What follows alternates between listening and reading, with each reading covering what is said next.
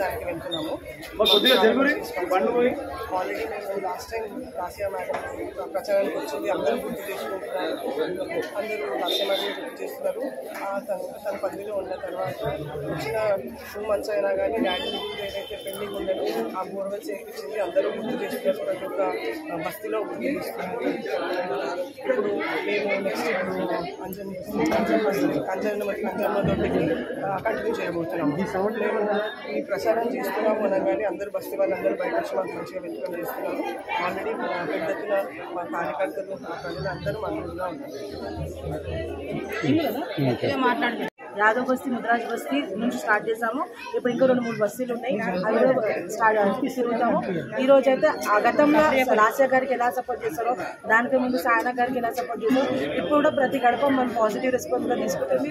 ఖచ్చితంగా వాళ్ళు ముంగడికి వచ్చి వాళ్ళే చెప్తున్నారు, మేము మీకే ఓటేస్తామండి, ఎవరు వచ్చినా మేము ఎవరితో ఏం మాట్లాడతాం, మేము ఖచ్చితంగా కార్ పార్టీకే బీఆర్ఎస్ పార్టీకే ఓటేస్తామని చెప్తున్నారు.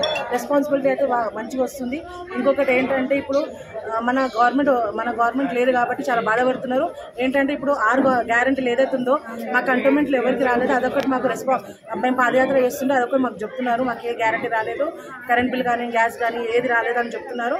సో మేము కూడా వాళ్ళకి ఆన్సర్ ఇస్తున్నాం, అమ్మ మన గవర్నమెంట్ ఉంటే మన స్కీమ్లు అన్నీ వస్తున్నాయి, కానీ ఇది కాంగ్రెస్ గవర్నమెంట్ వచ్చింది, మాటల గవర్నమెంట్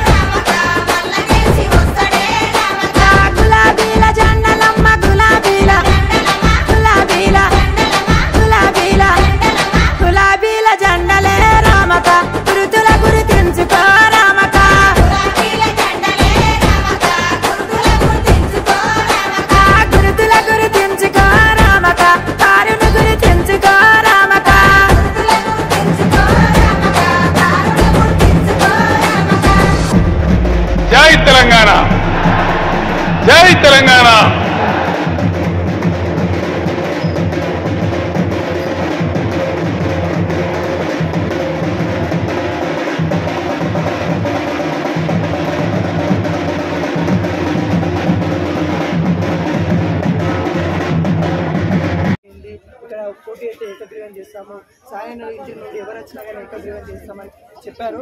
కానీ ఈ రోజున చూసుకున్నట్లయితే మరి రేవంత్ రెడ్డి గారే ముందుగా అభ్యర్థిని అయితే ప్రకటించడం అయితే జరిగింది. మరి వాళ్ళ కార్యకర్తలు ఏమనుకుంటున్నారనేది తెలుసుకుందాం. మేడం నమస్తే మేడం. రేవంత్ రెడ్డి గారు అన్నారు ఏకగ్రీవం చేస్తామని వాళ్ళే అన్నారు. కానీ ఈ రోజు చూసుకున్నట్లయితే మొదటి అభ్యర్థిని ప్రకటించింది వాళ్ళే. మీరేమనుకుంటున్నారు కార్యకర్తలు?